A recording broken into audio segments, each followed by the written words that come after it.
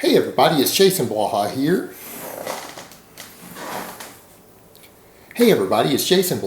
And lately I've got a few different questions from people, from different subscribers who are worried about taking a week off from the gym because they're having a surgery, they're having dental work done, they're sick, they've got the flu, something like that, and they're sitting there worried and having anxiety about losing their gains, about losing muscle mass.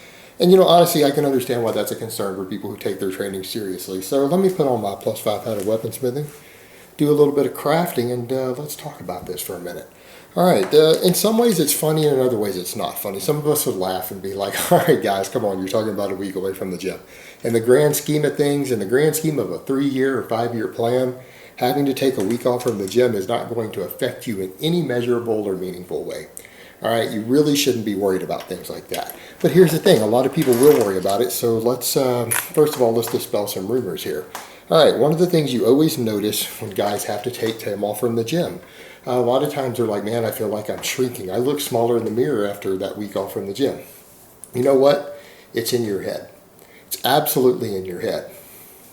And if anything, if you were sick, the reason that you look flatter, which means your muscles look less plump and you look like you've gained a little fat, it's not permanent. It's a shift in fluid balance. You know why? Well, a few different things going on there. Number one, you've probably eaten less. If you've been sick, sometimes you can't keep food down. Sometimes you're not as hungry. You're not eating much. You might not be eating even the right foods to keep your muscles full and everything. So what ends up happening, you lose a little bit of intramuscular water. All right, that's all it is. You've lost intramuscular water because maybe you've lost a little bit of glycogen. You know how when you've been bulking and you go on a cut for just a short time, that first week of the cut when you're losing weight, you look smaller and you look fatter. Skin will sag just a little bit. It's because you've lost intramuscular water. But you know what? What happens if you go back and up your carbs just a little bit for a couple of days? It all comes right back, right? Well, it's the exact same thing. If you've been kind of sick and not able to eat as much as you normally do, sometimes you lose a little bit of intramuscular water weight, just like you do when you go on a short-term diet. It's not a big deal. It's anything beyond that is in your head. It's usually in your head, but any changes are just going to be shifts in intramuscular water. You know why? Because it takes up to 2 weeks for muscles to detrain. Meaning, for any performance element to detrain, and that includes hypertrophy, guys. Hypertrophy is a performance response. It is one of your body's responses to training. It takes about 2 weeks for a training response to detrain. And that training response can be muscle size can start to come down after 2 weeks. Neural efficiency, neuromuscular efficiency, which affects strength, affects different strength components, that can go down after 2 weeks. But none of it decreases in a week. None of it decreases in a week. In fact, if things actually did decrease in a week, these bodybuilders who are on body part splits, who hit a body part once a week, would actually lose muscle every single week. Think about it. Those muscles that they trained, by the time they got to their workout again, for them would have shrunk. But it doesn't work that way. It takes about 2 weeks to detrain it all. So that's really not happening. There's no way you're losing actual muscle tissue during that time unless you've gone into a deep starvation mode. Now, if you've had insufficient calories so much that you're starving and you've lost, 10 or 12 pounds during that 2 weeks, and a lot of that's going to be water, then yeah, you might have lost a little bit of muscle. But it's not going to be an enormous amount of muscle. It's going to be a couple ounces. It's not going to be like a pound or two of muscle. That's not going to happen. You don't have to worry about that happening. Even from a week of detraining, even from starvation, it's probably, again, dehydration at that point. You've lost a lot of water weight. You lost fluids. That's what's going on. The other thing you need to factor in, why are you stressing about something that you can't change? If you have the flu, do you really think it's going to be in your best interest to go in the gym and do any lifting? You really think that's going to be in your best interest? No, I can tell you what's going to happen. If you go into the gym and train, you're going to have a terrible workout. You're going to stimulate no real muscle growth because you're going to train like shit. You're going to make yourself sicker because you're going to compromise your body's immune system by having to recover from training. That training recovery is going to tap into your body's resources that it needs to fight off the disease and to help you heal. So by training, you're actually going to slow down the healing process. If you slow down your healing process and recovery process, you might be out of the gym another 3 days, 4 days, even a week. Then where are you? Now you're going to start hitting that 2-week mark. And even if you do go 2 weeks, you know what? You can't do anything about it. Do you think being stressed about it is going to help you? No, you need to sit back, focus on resting, relaxing, getting yourself better. If you're getting stressed about this, you're going to slow down the recovery process to your illness. All right? Stress hormones do release energy from tissue proteins. They do break them down into glucose. All right? Corticosteroids do that. Those are stress hormones. Cortisol does that.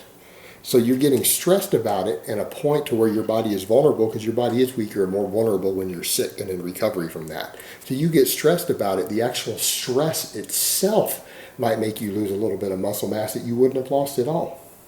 The best thing you can do is focus upon getting better, recovery, rest, all of those things. That's what's going to help you recover quicker from an illness. What about surgery? Just stop and think about this for a minute. When your body is recovering from training, what is it oftentimes doing? It's repairing little minor damage to your muscle tissue. Training damages your body. All right? It requires resources to heal and recover from that training. You're recovering from a surgery at any given point. Your body is having to expend resources to heal those surgical cuts, to heal those wounds, to heal that trauma that you've undergone. The last thing in the world that you want to do is go into the gym and train. One, you might bust stitches and stuff back open. Even dental surgery, like you've had stuff done in your jaw and everything. You've had teeth removed or inserted, or an implant put in, or a root canal done. Again, you've got damage to the bone and stuff in there. Sometimes your body's having to expend resources to heal that. Do you really want to take away from that by going and training? And again, if you train too hard, what happens? Sometimes you end up having damage in there as a result of it, because of the straining or the yelling or the grunting can put stress in there and re-damage those areas even worse. So now your body has to deal with even worse damage to heal than it had to, and the trauma of the training, and you know what? You're still probably going to get a shitty workout. It's going to be a workout that wasn't worth doing. You would have been better just staying home and spending that same time, free time that you had in bed, resting and healing from those injuries, from those wounds. That's the best thing you can do. You know, people don't think about these things, though. They focus on the wrong things. They get so obsessed sometimes with their gains in the gym that they forget that there are more important things in life than being in the gym. How about recovering from the flu? How about recovering from a surgery? Recovering from even dental surgery, a tooth being worked on. That's more important in the grand scheme of things than a hundredth of an ounce of muscle from a workout. That's a hell of a lot more important. That's more important immediately right now, and it's going to be more important in the long term. And the thing is, if you're sitting here messing up and you're stressing about it, you're making it worse. You're actually going to exacerbate all of your problems. Everything you're worried about happening, you're going to make it happen by worrying about it. And here's the other thing. A lot of people, they misallocate their resources. You know what? It's okay to be into something. It's okay to say, okay, training and lifting are important to me. There's nothing wrong with that. I would encourage that. Right? I would encourage every one of you to focus on being healthy and fit or stronger or whatever it is that you're trying to do in the gym. That is a very positive thing. It's a positive thing on so many levels. For your overall health, your physical health, your mental health. Lifting can be therapeutic. Lifting can improve your mental health. It can help cure depression. All right, it can be an outlet for people's mania, for people who are bipolar. It is very, very therapeutic, in addition to the fact it's a stress reliever. Because you want to know what kills people? You want to know what men die from? Heart attacks from stress. All right, so something that you can do that's physical exercise that releases stress, that's going to add 10 years to your life. You should be worried about training. You should be training. I agree. But when that training becomes a negative to the point to where your obsession with training starts interfering with basic things like recovering from dental work, like recovering from illness or the flu, it's becoming a negative in your life. And you shouldn't let something that is positive, one of the most positive things you could possibly do. Getting involved in exercise and fitness is one of the single most positive things a person can do for themselves physically and emotionally. But to take that and let an obsession with that turn into something negative that hurts you, there's no point in that. That's so counterproductive. And what I would tell people, don't worry about it. You need to step back and reassess and say, okay, what's really important here? Because at the end of the day, 1 week of gym gains isn't going to mean anything in the grand scheme of things. There's going to be things that come along in life all the time that put you out of the gym for a week. Anyone who doesn't understand that or is worried about that happening, I can tell that you're a short timer. All right, because if you weren't a short timer, you would already have had several things happen. Anyone who's been training for years has had 3 or 4 or 5 different things happen that have knocked them out of the gym for a week. That's life. That's normal. Arnold Schwarzenegger even had to deal with that. Think about that for a minute. Arnold Schwarzenegger wrote about things like that. He had things happen to him in his life that took him out of the gym before. Didn't stop him from going on to do his thing. It didn't stop him at all, did it? I mean, the guy broke his leg in the middle of between one of his Mr. Olympia reigns. Think about that. Think he got much leg work done with a broken leg and a cast? No.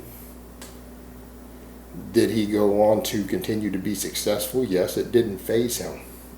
Why? Because he chose not to let it faze him. It's as simple as that. When you're sick or recovering from something, you need to quit thinking about the gym. You need to be thinking about getting better, healing, resting. Because you know why? If you really cared about your gains, you would understand that focusing on healing and rest and recovery in that moment is the best possible things you could do for your gains next week.